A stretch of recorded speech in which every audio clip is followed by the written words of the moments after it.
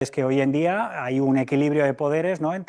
Muy desequilibrado, por cierto, entre quienes consumen la tecnología y quienes la producen, ¿vale? El grueso de la charla va a ser, vamos a hablar del problema, sobre todo, 80% del problema.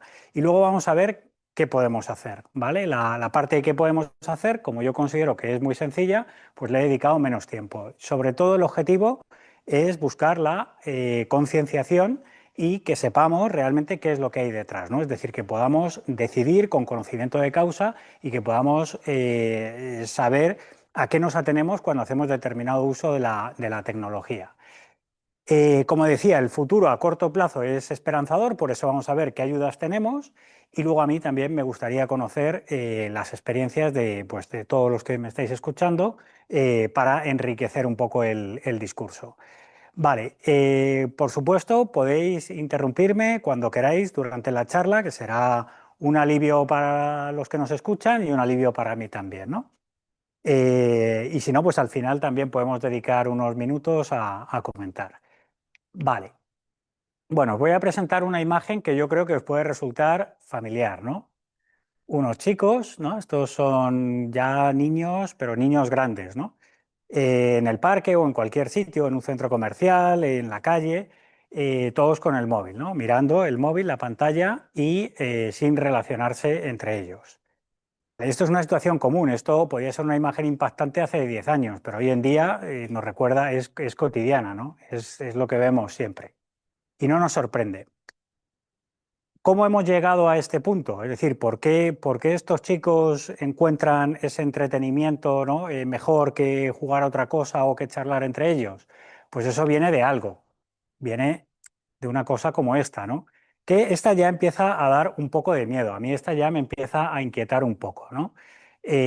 Probablemente los móviles de la diapositiva anterior eran ya suyos. Estos, yo diría que los de la izquierda, pues son de papá y mamá que se lo han dejado porque están ahí charlando o lo que sea. Ellos están charlando, pero a los niños les dan el móvil, ¿no?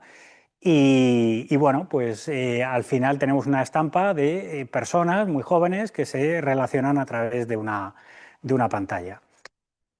Antes de que sigamos, no, en la presentación he omitido un dato importante sobre mi tema profesional y es que yo tengo dos hijos, ¿no? Entonces los míos estarían en el lado de la izquierda, tienen 9 años ahora, ¿vale? Con lo cual esta imagen, bueno, yo no la vivo, ¿no? Porque mis hijos no tienen el móvil, pero alguna de las que vamos a ver a continuación sí que la he vivido, ¿vale? Y también es un poco el motivo de estar aquí hoy contando esto.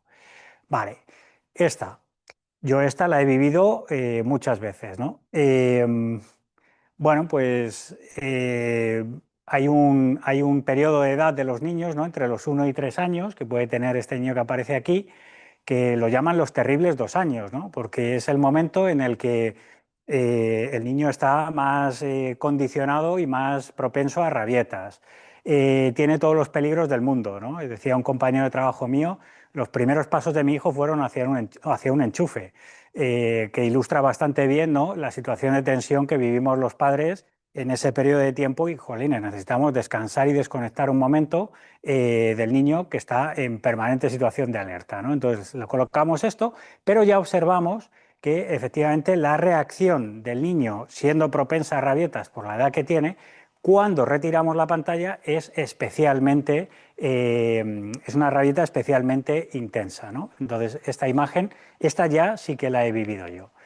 Y eso viene también por ciertos hábitos, ¿no? Es decir, yo esta también la he vivido. Creo que sujetar, no llega a sujetar el móvil, pero sí que se lo he enseñado mientras comía cuando no quería comer o cuando necesitaba una distracción digamos, en este caso, digamos, yo tengo dos hijos, ¿no? Pues uno comía bien, el otro no.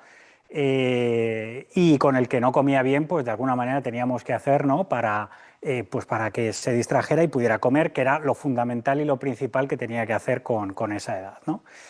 En ese momento era la época en la que se consideraba que determinadas proyecciones de determinadas compañías de medios eran muy buenas para los bebés y había que comprárselas aunque eran muy caras porque con eso iban a desarrollar el sentido creativo para luego dedicarse a la música y cosas así, ¿no? Cosas que nos contaron en su momento. Luego se impuso la realidad y la Asociación Española de Pediatría dijo que de 0 a 3 años, cero pantallas, ¿no? Pero hemos pasado por esto.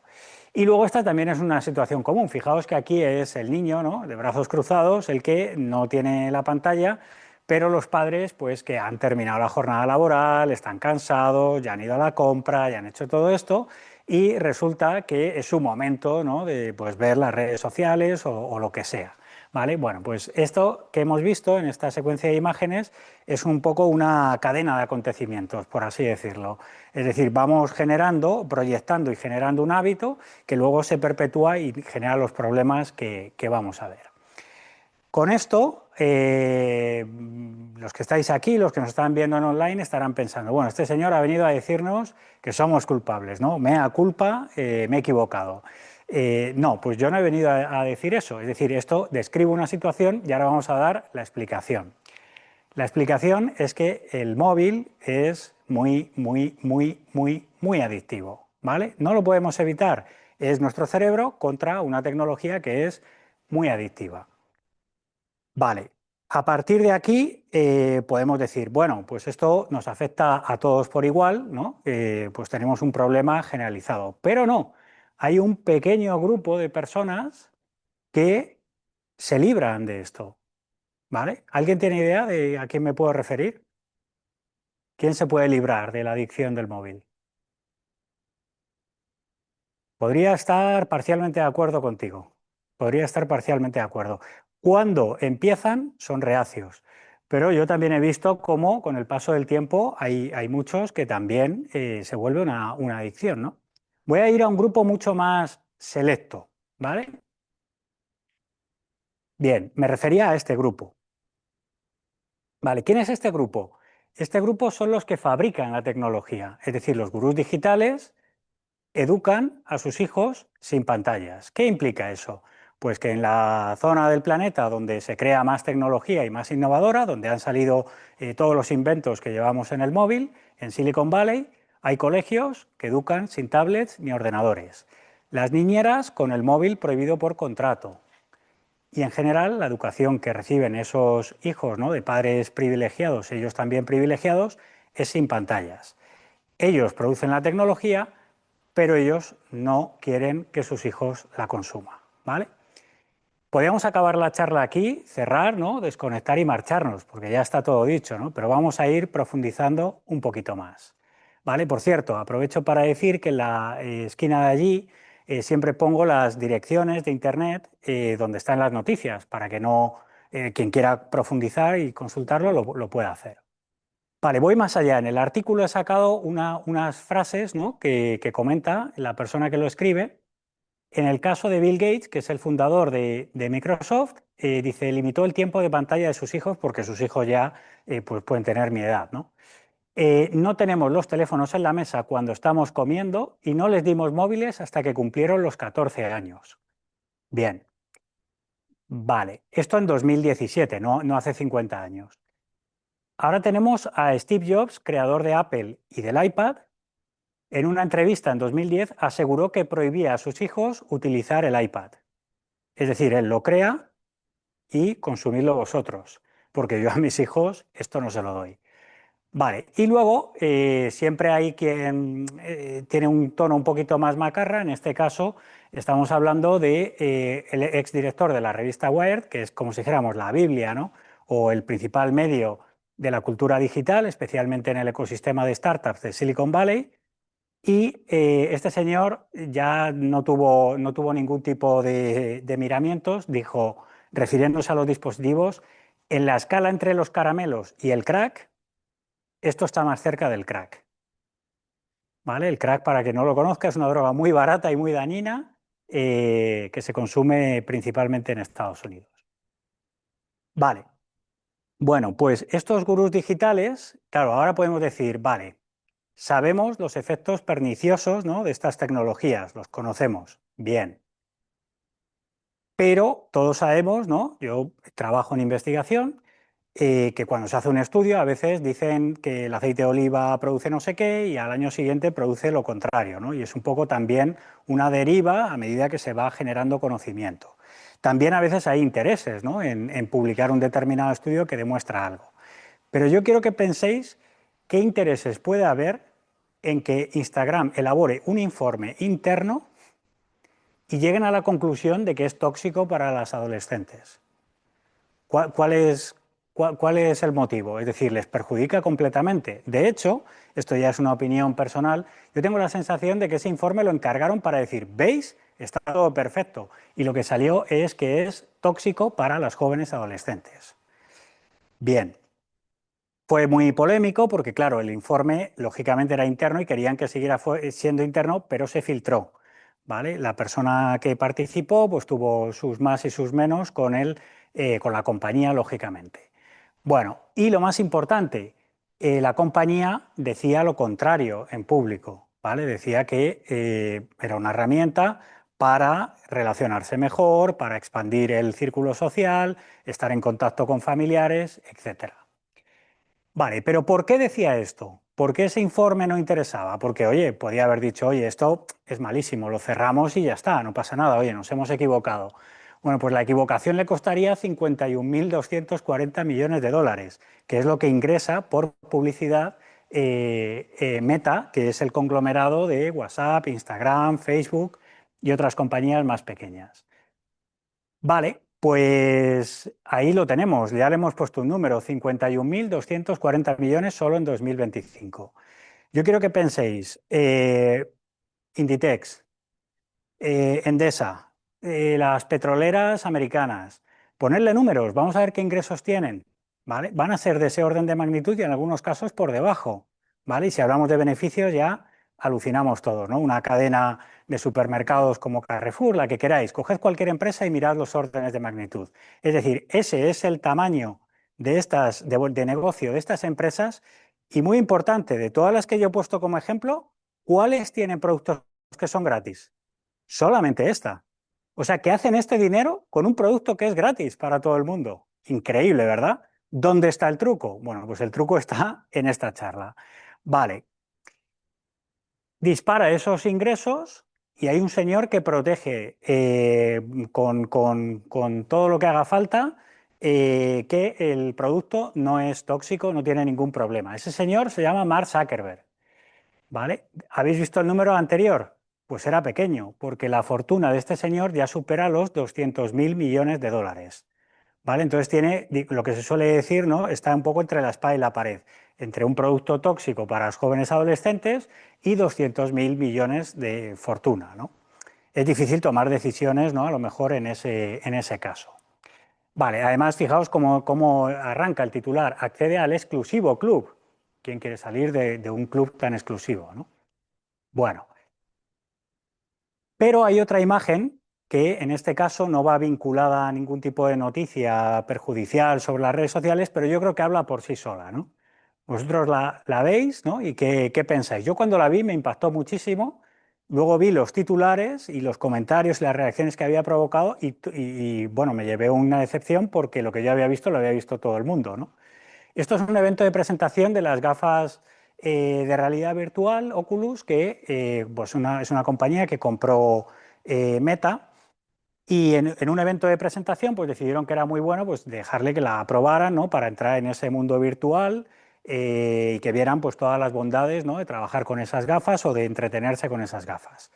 Vale, hasta aquí todo bien. Le dicen, oye, pues nada, venga, ponéosla. Y entonces entra al escenario el creador de Meta, ¿no? El fundador de Meta, para hablar precisamente de las gafas. Pero la imagen, como digo, yo creo que habla por sí sola. Todos con las gafas, menos él, ¿vale? Siempre menos ellos, ¿no?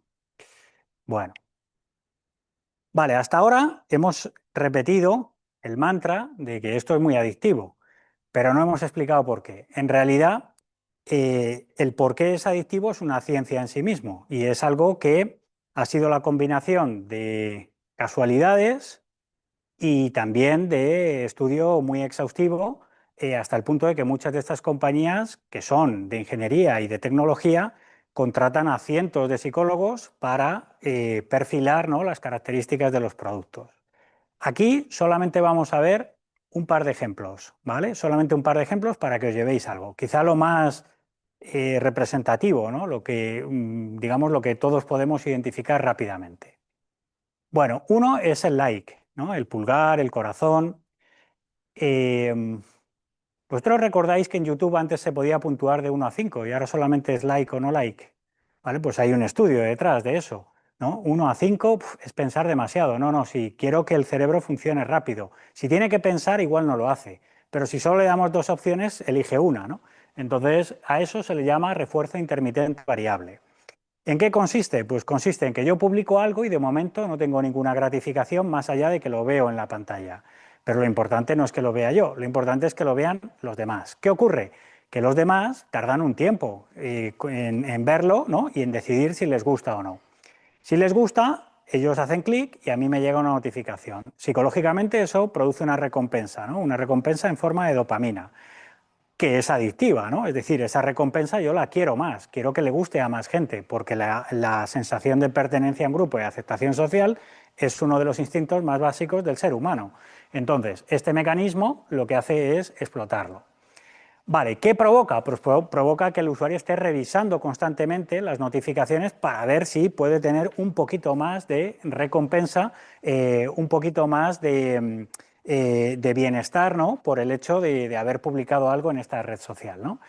Y fijaos que desde el punto de vista de la psicología, yo no soy experto en psicología, esto es lo que dicen los expertos, es un mecanismo similar al de las máquinas tragaperras. Es decir, echo la moneda, empieza a girar aquello, tengo que esperar, veo que se mueven los cilindros, parece que me van a salir tres, unas veces pierdo, otras veces gano, ¿no? Es un viaje así emocional como una montaña rusa, y eso es lo que se replica de forma permanente en las redes sociales cada vez que publicamos algo.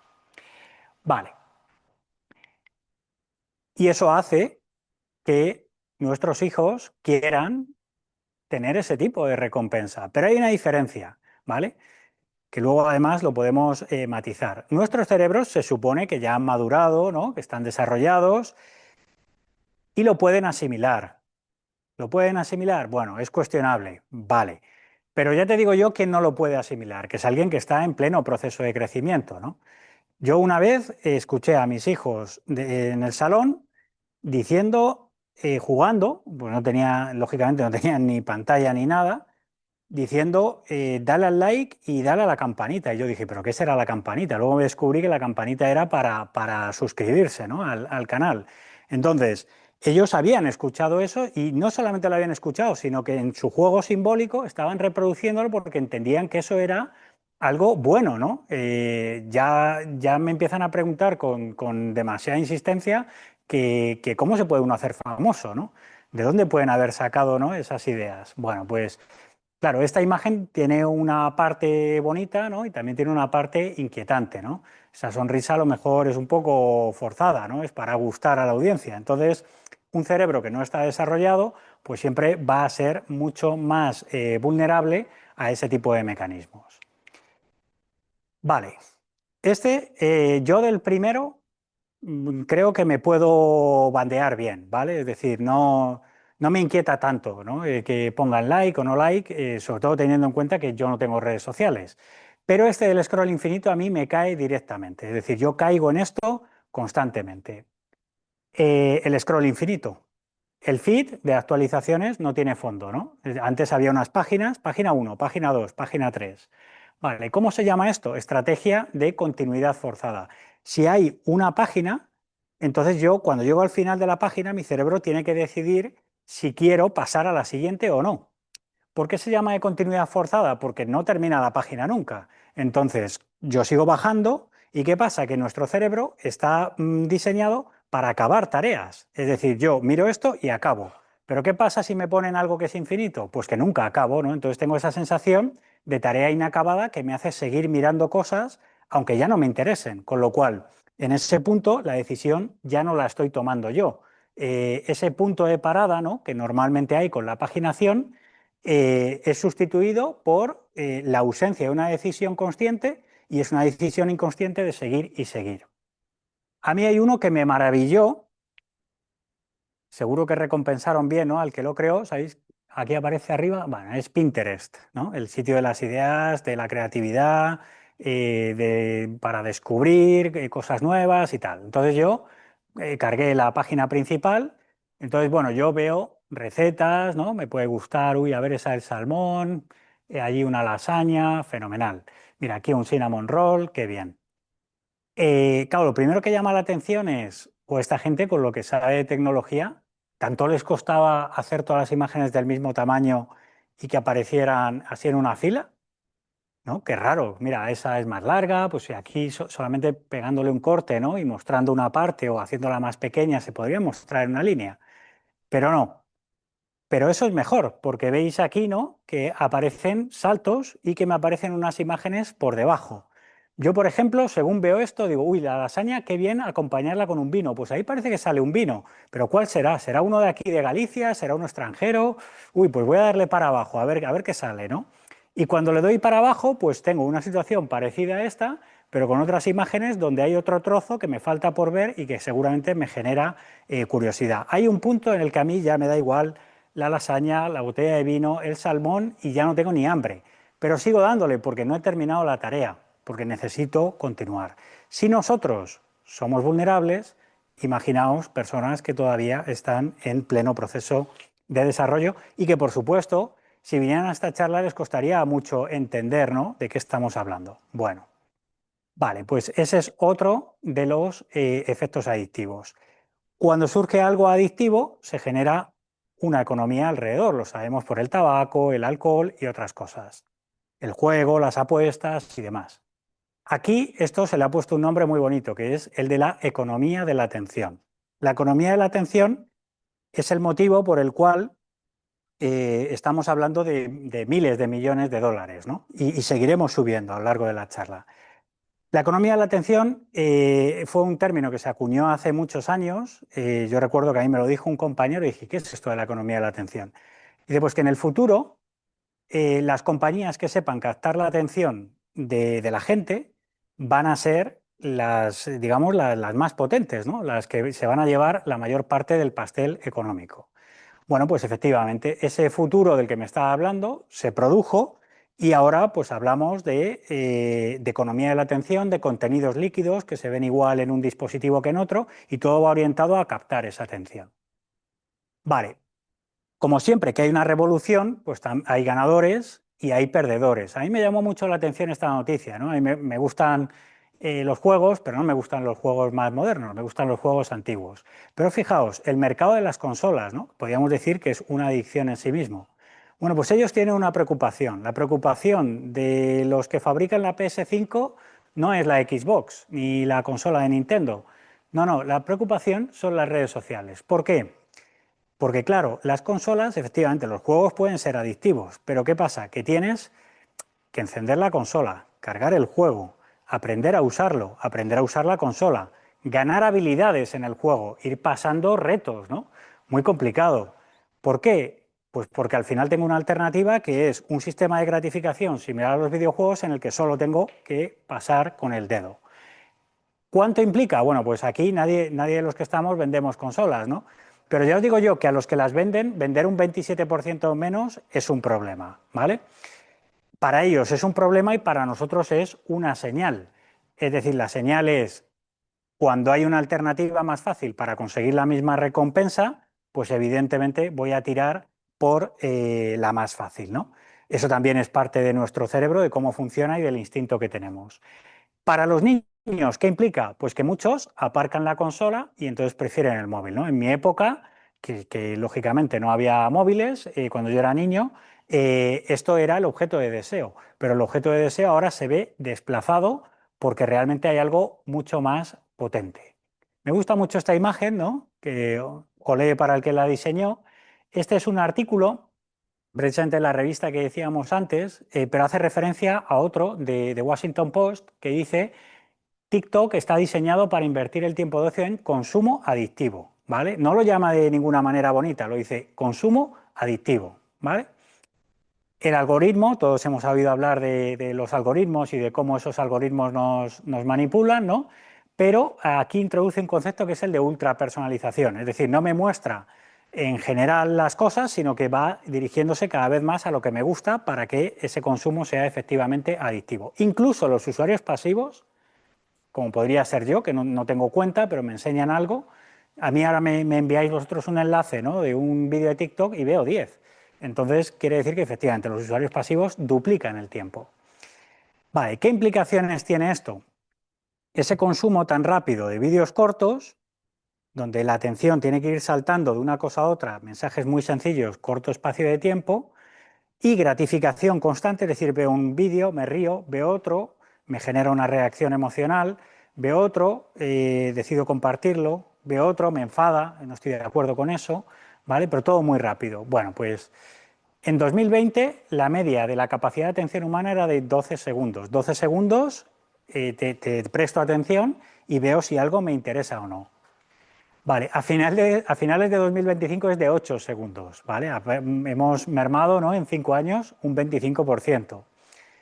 Y casi anecdótico, pero bueno, también a mí me llama mucho la atención, dice un pez atiende durante 9 segundos. De verdad, estamos en un punto en el que ya atendemos menos que un pez, ¿no? He elegido además un pez, ¿no?, que parece que está atendiendo, ¿no? Pues eso que hace el pez a nosotros cada vez nos cuesta más. Vale. Bueno, y esto de TikTok, consumo adictivo, ¿por qué? Si al final hay un problema, vamos a solucionarlo. Pues esto también tiene un nombre, y es que este señor es el creador de TikTok y se convirtió a los 41 años en el hombre más rico de China. En el hombre más rico de China. 2.000 millones de personas. ¿Cuántas compañías hay allí? ¿Cuántas compañías petroleras, energéticas, de telecomunicaciones, bancos, empresas de consultoría, empresas de logística, de retail, de consumo? Pues este señor está por encima de todos ellos. Es decir, a esto es cuando le podemos, ahora es cuando le podemos poner el adjetivo de, pues sí que tiene que ser adictivo, ¿no? Porque se ha pasado por delante a los que llevan vendiendo sustancias adictivas como el tabaco en cuestión de años, ¿vale? Bueno, pues este es el señor que lo puso en marcha originalmente. Vale, servicios de streaming. Bueno, vamos a dar un paso atrás, ¿no? No sé, yo estoy tentado de empezar a ver Stranger Things con mis hijos, ¿vale? Entonces, ¿qué puede haber malo, ¿no?, en los servicios de streaming? Bueno, los servicios de streaming tienen su propia problemática, puesto que con lo que hemos visto antes, dice, joder, pues si tenemos una capacidad de atención de 12 segundos, ¿no?, y estos señores nos ponen 8 temporadas, ¿no?, de 72 minutos cada una, cada capítulo, pues oye, esto parece que está bien, ¿no? Me mantiene la atención. Eso sería en teoría, ¿vale? Entonces, ¿qué ocurre? Yo vi esta noticia, me llamó mucho la atención. Decía, las plataformas de streaming quieren volvernos más vagos. Bueno, es un titular muy tendencioso, ¿no? ¿Qué es lo que pasa? Pues que esta gente de Netflix tiene que capturar suscripciones, tiene que capturar contenido, ¿no? O sea, contenido visto. Entonces tiene que utilizar todas las palancas para que la gente no se aburra. ¿Qué pasa? Que se dieron cuenta de que la mayor parte de gente, o un porcentaje muy significativo de gente, consume la serie mientras ve el móvil, ¿vale? Entonces dijeron, a diferencia de las consolas, ¿no?, que es muy difícil jugar a un juego y estar viendo el móvil, pues con una serie yo puedo estar viendo el móvil. A mí me ha pasado, yo me he visto en esa situación. Y entonces, ¿qué han dicho? Pues mira, vamos a hacer una cosa, vamos a decirle a los guionistas que hagan unos guiones más sencillos, ¿vale? Porque, claro, como está viendo el móvil, no se va a enterar. Entonces, si no se entera, no le gusta. Si no le gusta, no se engancha, entonces perdemos la suscripción. Hasta el punto de unos guiones que a mí me gustaría que vierais los ejemplos, en el que el personaje tiene que decir lo que está haciendo en ese momento, porque sabe que el que lo está viendo no está mirando. Entonces, para que no se pierda, pues tiene que describir y recapitular cada poco lo que ha pasado para que podamos seguir la trama. Yo me acuerdo de estas series, ¿no?, en las que realmente había una trama muy enrevesada y había muchos personajes y quién lo hizo y no sé qué, ¿no? Las series, ¿no?, relacionadas policíacas y demás, o del tipo que sean, ¿no? Ciencia ficción, comedia, drama, pero había un argumento y era complicado.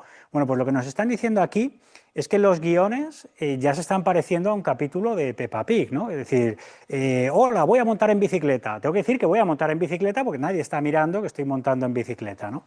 Y así, pues va evolucionando los guiones para hacerlos asequibles para que sean compatibles con el móvil. Vale, bueno, este es un titular sensacionalista. Yo soy el primero que lo reconoce. Ya existe la adicción a Netflix, el primer adicto está hospitalizado. Bueno, ya, de cualquier cosa, ¿no? Podemos decir, pues claro, y otro ha metido los dedos en el enchufe y el otro pues ha decidido hacer no sé qué, muy perjudicial y está hospitalizado. Vale, pero sí es una realidad. Bueno, ese señor se pasaba 26 años desempleado, 7 horas al día viendo Netflix. Bueno, pues podemos decir, bueno, pero ese es él. Sin embargo, hay algo que es más preocupante y que nuestros hijos están viendo, que es papá y mamá se quedan viendo las series después de que yo me acuesto, se quedan hasta 1 de la mañana porque había que acabar la temporada, al día siguiente madrugo para ir a trabajar, entonces estoy irascible, entonces acabo más cansado. Como estoy más cansado, necesito más recompensa, con lo cual al día siguiente que hago, pues sigo viendo las series, ¿no? Entonces entramos en un ciclo, en un hábito que es pernicioso, nos roba horas de sueño y nos roba tiempo, ¿no? De pasarlo, digamos, en otras actividades. Si eso lo llevamos a los niños, para los niños Netflix no es tan accesible. Pero fijaos lo que lo que están viendo en el caso de los padres.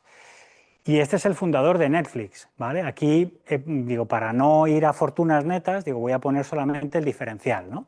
Fijaos, imaginaos que os dieran a vosotros la noticia que desde Navidad sois 1.000 millones de dólares más ricos, ¿no? Bueno, en todas las fotos, además, siempre he elegido las fotos en las que salen más contentos, aplaudiendo, sonriendo, ¿no? Claro, es decir, es que a ellos que prohíben esas tecnologías a sus hijos les va fenomenal. Sus hijos crecen sanos y fuertes y encima ellos ganan mucho dinero. ¿Cuál es el problema, no? Bueno, pues ese es el motivo por el cual el problema, ¿no? Se enquista. Vale, al principio yo no he hablado o sea, he comentado que trabajaba en tecnología. Yo soy profesor de inteligencia artificial y he trabajado en proyectos de inteligencia artificial durante muchos años. Vale, ¿cuál es el problema con la inteligencia artificial? Vale, vamos a centrarnos en lo que tiene que ver con nuestros hijos, que es un poco donde quiero centrar el tiro, aunque podríamos abrir muchos otros debates. El uso de ChatGPT como psicólogo, ¿vale? Si alguna de vosotras utiliza ChatGPT como psicólogo, pues bueno, vale, oye, o incluso para una gratificación de, oye, hoy me encuentro un poco, necesito que me regalen los oídos, ¿no? No sé si habéis tenido la experiencia de preguntarle algo a Gemini, yo trabajo con Gemini todos los días. La primera respuesta es, ¿qué pregunta tan perspicaz? Has dado en el clavo. Nunca me dice, muy mal, ¿cómo me preguntas eso? No, nunca dice eso. Siempre busca halagar, están preparados para la complacencia, para que siempre esa respuesta venga acompañada de un halago que nosotros nos incentive a seguir preguntando. Fíjate qué listo soy, he hecho la pregunta clave. Cuando te equivocas, que también he probado, ¿no? Es decir, voy a poner un error y te dice, ese es un error muy común. Claro, es muy común, claro. Entonces, bueno, no es que sea yo tonto, es que es muy común. Siempre va a buscar agradarnos. Como consecuencia, empieza a utilizarse como psicólogo. Consecuencias, refuerza el egocentrismo, yo y después yo, siempre tengo la razón porque este señor me está dando la razón todo el tiempo. Y las ideas paranoides, como me descarrile un poquito del camino, este sistema va a seguir dándome la razón y voy a llegar a unas ideas que son una auténtica locura, ¿vale? Tienden a generar estos algoritmos dependencia y, lógicamente, la confidencialidad no está garantizada. Pero bueno, esa es otra cuestión que ahora no quiero entrar. Vale, entonces, ¿cómo empieza esto? Pues no estoy satisfecho con mi vida, ¿no? Pone aquí el usuario y entonces empieza a darle una serie de respuestas. Hasta aquí, de forma controlada, sabiendo que el algoritmo está jugando con nosotros, pues también, ¿no? Conocemos a personas que son halagadoras. Fenomenal. Pero ¿qué pasa? Que llegan los psiquiatras y se ponen foco en este fenómeno y resulta que ya empiezan a relacionar el uso intensivo de chatbots, que son adictivos, con episodios de psicosis. Pero podríamos decir, este es el señor hospitalizado en Netflix por el tema de Netflix, que además ha caído también en el tema de los chatbots. ¿Cuál es el problema? Pues que es especialmente perjudicial para los adolescentes. Hay casos de consejos que proporciona el asistente sobre drogas, dietas y autolesiones, ¿no? Dice, el chatbot solía advertir contra actividades peligrosas, pero luego ofrecía planes sorprendentemente detallados y personalizados para el consumo de drogas, dietas restrictivas en calorías o autolesiones, ¿vale? Para sorpresa de nadie, los sistemas que utilizan IA a día de hoy siguen siendo un misterio porque funcionan tan bien, ¿vale? Lo cual quiere decir que no están controlados. Hay una rama de la investigación que va orientada a descubrir por qué funcionan. ¿Qué quiere decir eso? Que ponerle barreras es muy complicado cuando algo no se sabe exactamente cómo funciona. Bien, nuevamente, como siempre diferenciamos, los mayores, bueno, pero los adolescentes siempre más perjudicados. ChatGPT no pasa la prueba, así pone en peligro la vida de los menores. ¿Vale? Entonces, aquí al final volvemos un poco a la idea de Instagram, ¿no? OpenAI, la compañía que desarrolla ChatGPT, activará el control parental después del suicidio de un menor tras hablar con ChatGPT. Al principio no había un problema y después surge esto, nuestros casos que son muy mediáticos en Estados Unidos y ya pues lo reconocemos e intentamos encauzarlo. Vale, y este es el creador de ChatGPT, ¿vale? Entonces prepara la mayor salida a bolsa de la historia. Os dije que íbamos a ir superándonos, ¿no? En cada ronda, con una valoración de hasta $1 billón. Ya habréis dicho, hombre, pero Rafa, $1 billón a estas alturas, si ya hemos hablado de 56.000, no, no, no me habéis entendido. Es un billón, que quiere decir 1 millón de millones, ¿vale? Esa es la cifra de la valoración de una compañía cuyo producto principal y único es ChatGPT, ¿vale? Bien, pues sí que hay un poco de conflicto, ¿no? Porque ya, claro, estamos hablando de 1 millón de millones y bueno, sí, con los adolescentes sí genera un problema, pero bueno. Y luego tenemos a este señor que es el cofundador de Google, que tiene su propia herramienta que es Gemini. Bueno, pues este señor, ¿qué pensáis? ¿Que con la fortuna se iba a comprar el iPhone de última generación o un servidor muy potente o algo así? No, se va a comprar una isla en Puerto Rico, ¿vale? Con una cantidad que probablemente es lo que gana cada hora, ¿no? Vale, me gusta mucho del titular que dice discretamente, como diciendo que no se enteren, porque tú fíjate, nosotros le estamos colocando, ¿no?, la tecnología por H, por B y por C, pero luego nosotros lo que nos gusta es pasar tiempo en la playa, ¿no? Bueno, vale. Vamos al impacto en nuestros hijos. Vamos a ver, ya hemos hablado suficientemente del problema, sabemos por qué existe el problema, sabemos por qué es tan difícil erradicar el problema, pero, jolines, hay soluciones, ¿no? Vamos a ver cuáles pueden ser esas soluciones. Bien, el colegio, la educación, ¿no? Allí se encargan de que nuestros hijos sean correctamente formados. Vale, bueno, pues hay un movimiento de retirada de la tecnología en las aulas, pero esto no es un capricho de una ideología política o de un trending topic, no, no. Esto es un estudio en el que dicen que los alumnos que usan la tecnología en el aula, que no usan o que usan poco la tecnología en el aula, llevan medio curso de ventaja a los que la usan, avalado por el informe PISA, en el que, por cierto, no solemos salir muy bien parados, pero en este caso el contraste es entre colegios que usan la tecnología constantemente, todos los días, y los que solamente lo hacen esporádicamente. Esto es un hecho, ¿vale? Entonces, quiere decir que los colegios ya empiezan a activar el motor de cuidado, nos hemos equivocado cuando empezamos a introducir indiscriminadamente la tecnología en las aulas. También hay una rama que es más científica, que empieza a estudiar estos fenómenos. Oye, ¿aquí qué pasa? ¿No? Porque todo lo que hemos visto, oye, son titulares de medios generalistas. ¿Pero qué hay detrás? Pues lo que hay detrás son estudios como este, que dice relación directa entre el número de exposición a las pantallas con sedentarismo, sobrepeso, retraso del desarrollo psicomotor y trastornos mentales, entre otros. Esto ya no es algo publicado en El País, esto es un estudio científico que llega a estas conclusiones después de seguir un riguroso método para evaluar a un conjunto de sujetos. Vale, Roblox, universo digital, metaverso, como queramos llamarlo, donde los niños pueden jugar, fundamentalmente está orientado a gente muy, muy joven. Aquí ya no estamos hablando de herramienta para mayores que acaban usando los niños. Esto ya está diseñado para niños, ¿no? No hay más que ver el colorido y demás. Problema, que hay otras personas a las que les gustan los niños, pero de una manera diferente a nosotros, y claro, es muy fácil captarlos a través de aquí porque no se les ve. Entonces, diseñan un juego, una actividad, un espacio donde van los niños, hablan con ellos, les piden una foto, eso les da una recompensa, luego le piden otra foto y si la tercera no se la quieren dar, amenazan con publicar las otras dos. ¿Vale? Y así se convierte en esto que denominó el periodista un patio de juegos de depredadores sexuales. ¿Vale? El gobierno, el gobierno también está arrancando el motor, ¿vale? Pide a la Fiscalía investigar la inteligencia artificial de X por posible pornografía infantil. No es posible porque la compañía lo ha admitido. Se utilizaba para fabricar imágenes de niños con contenido erótico o pornográfico, ¿vale?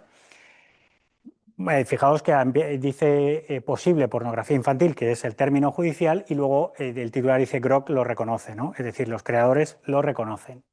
¿Vale? Entonces el gobierno empieza a iniciar esa campaña de, oye, algo tenemos que hacer con respecto a esto.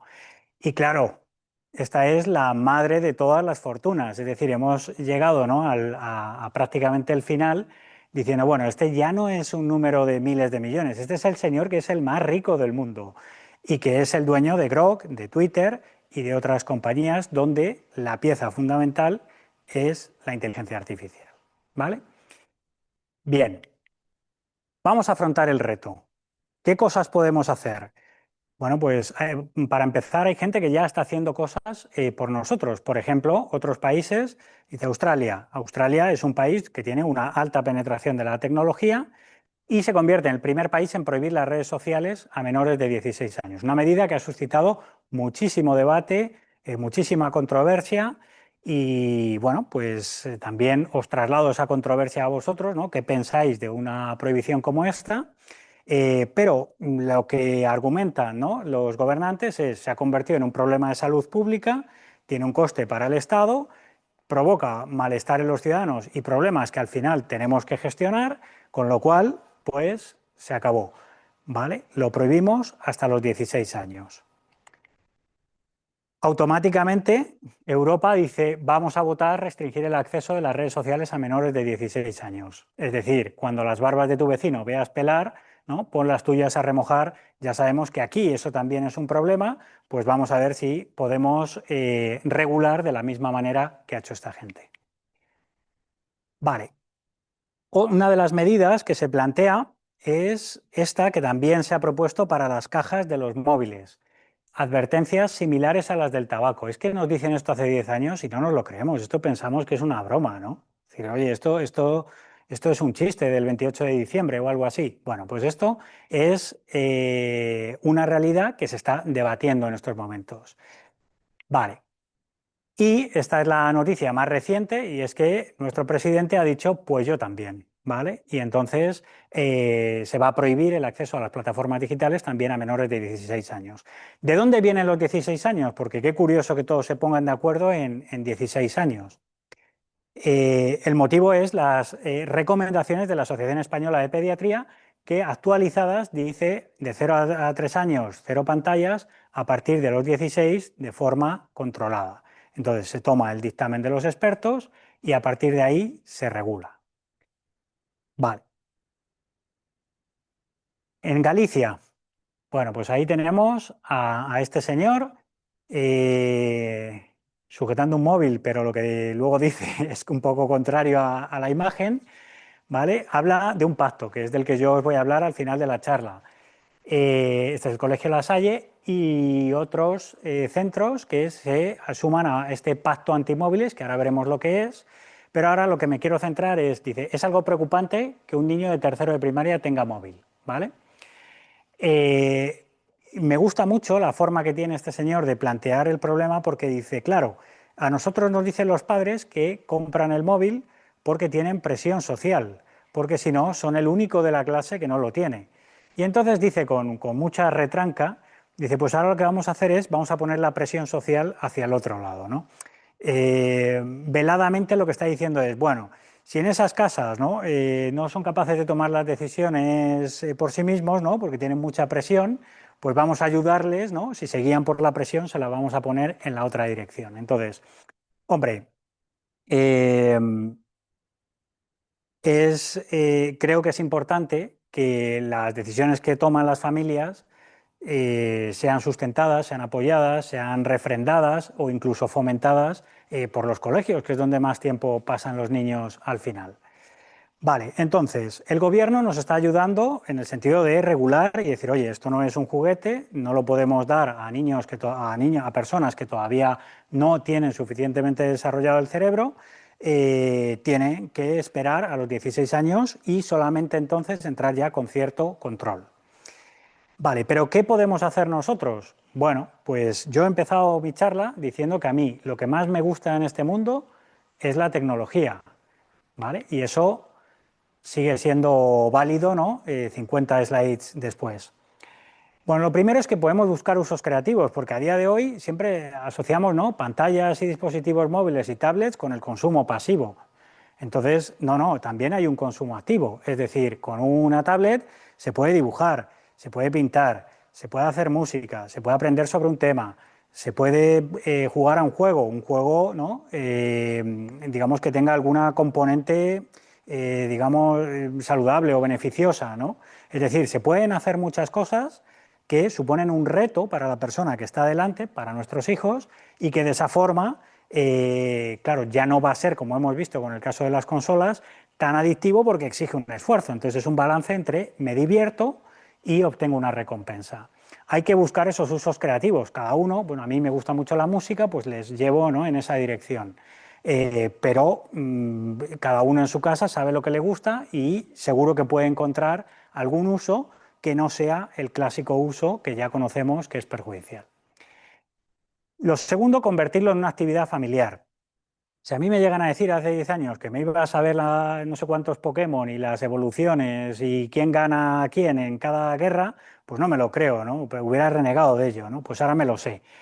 Si lo convertimos en una actividad familiar es una forma de reunir a la familia. Hay multitud de opciones. Es decir, no todos los juegos son violentos. No todos los juegos son para jugar online con unos cascos aislados del mundo.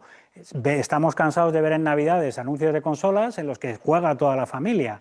Y es una actividad divertida que permite exponer a los niños a las pantallas de una forma saludable, pensando que es algo que hacemos todos, para divertirnos todos. Y nuevamente podéis convertirlo en una actividad familiar en lo que más os guste, en preparar una receta de cocina, en resolver un puzzle, en lo que queráis, ¿no? Pero es importante que ellos vean que esto no es algo que solamente va dirigido a mí mismo y que me aísla del resto, sino que me conecta con el resto. Y lo tercero es una agenda equilibrada, ¿vale? Tenemos que comer carne, pescado, verduras, frutas, ¿no? Y beber suficiente agua, pues aquí igual. ¿Podemos consumir tiempo de pantalla? Claro que sí, podemos hacer un deporte, podemos jugar en el parque y podemos pasar tiempo con los amigos sin las pantallas, pues las pantallas ya las tenemos después, podemos pasar tiempo con la familia, podemos hacer juegos que implican tocar cosas con las manos, ¿vale? Es decir, una agenda equilibrada. Mientras estamos comiendo, disfrutamos de la comida y no estamos distraídos con otras cosas. Y mientras vemos una película, estamos viendo una película, no estamos consultando unos vídeos mientras veo la película, que ya sabemos los guiones que nos están preparando para que eso sea así.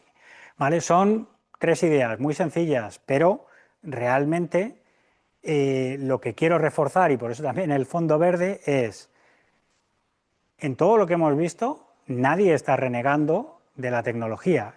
Estamos hablando de dirigirla hacia un cauce, ¿no?, que sea beneficioso y saludable para todos. Vale, y ahora viene la pregunta de los padres, de, oye, pero es que mi hijo sale fuera, no es el caso de los míos, ¿no? Y yo necesito que esté localizable. Bueno, pues existe ese teléfono móvil, ¿vale? Cuesta 39,90 si lo compráis hoy en HMD. Y, por cierto, yo tengo uno parecido a ese. Y luego está esto, ¿no? Entonces, para estar localizable, casi mejor ese, porque os voy a decir una cosa, le dura la batería una semana, ¿eh? Si tenéis problema de, no, es que no lo tenía cargado y tal, imposible. Con ese teléfono, no, se me ha roto la pantalla. Ese, probadlo, a ver si se rompe, ¿no? Entonces, cuando llega el momento, dice, oye, pues a lo mejor con 12 años, yo vivo en Lugo, pues los niños salen, ¿no? Y están desatendidos y digo, ¿y qué hago? Pues hombre, no le voy a dar esto, pero sí le puedo dar aquello, ¿no? Ya os digo yo que la experiencia de consultar una red social con ese móvil, se te quitan las ganas, se acaba la adicción enseguida, ¿no? Vale, bueno, ¿y qué es lo que ha motivado esta charla? Bueno, pues yo me decidí a dar esta charla porque hace unos meses conocí este movimiento que se llama Adolescencia Libre de Móviles, que me pareció muy interesante y muy alineado con lo que yo tenía en la cabeza. Yo empecé a ver la idea de mis hijos, ¿no?, quitando las pantallas, las rabietas y demás, y intentando con mi mujer que pasaran menos tiempo y todas estas historias, y dije, ah, mira, pues resulta que esto tampoco se me ha ocurrido solo a mí, resulta que ya hay gente que ha visto esto como un problema. En 2023 se funda y se unen 20.000 familias en toda España, ¿vale? Bueno, nace en Cataluña y se unen 20.000 personas ya el primer año. Y luego pues ha ido ocurriendo una serie de acontecimientos, ¿no?, que, digamos, en parte por el movimiento y en parte porque la situación ya era insostenible y había, ¿no?, que mover ficha. Entonces, pues termina, quizá lo más importante es la modificación de las recomendaciones de la Asociación Española de Pediatría, que a mí en el caso del colegio de mis hijos llegó el profesor y me dijo, mira, no lo digo yo, lo dicen estos señores. Entonces, esto es lo que yo os recomiendo que hagáis. Vale, ¿qué implica ese movimiento? Pues nada, es bueno, pues un grupo de personas que pensamos que lo mejor es lo que dice el gobierno, en este caso, que es que se retrase la entrega de un móvil hasta los 16 años. ¿Cómo se hace esto? Pues es lo que llamamos un pacto. Un pacto es rellenar un formulario diciendo yo, esta persona, me comprometo a no dar el móvil. Es un compromiso no vinculante, pero es un símbolo que dice, oye, yo estoy a favor de hacer las cosas de esta manera. ¿Por qué es interesante? Aunque sea simbólico, porque claro, tú luego puedes ir a un mapa y puedes ver en tu zona cuántos pactos hay, cuánta gente, digamos, opina que es bueno hacerlo de esta manera, ¿vale? Entonces, bueno, pues es, como digo, un movimiento que ha tenido mucha repercusión mediática y que, bueno, pues de alguna manera refleja el sentir de muchas familias de estoy cansada del móvil, ¿no?, y de tener una discusión permanente con mis hijos a consecuencia del móvil. Eh, y alguien podría preguntar, oye, ¿por qué proponéis esto? Bueno, después de la charla, ¿no?, pues igual ya tenéis alguna pista. Pero básicamente la respuesta, digamos, de conversación de ascensores, porque no es un dispositivo para niños, porque estar en Instagram no es algo que tenga que hacer un niño de 9 o 10 años, ¿vale? Y como además hay gente que sabe mucho de este tema y opina que 16 años es la edad adecuada, pues entonces nosotros nos sumamos a ese pensamiento, ¿vale? Y esta es, bueno, simplemente un ejemplo de la repercusión, ¿no?, que va teniendo también en Galicia.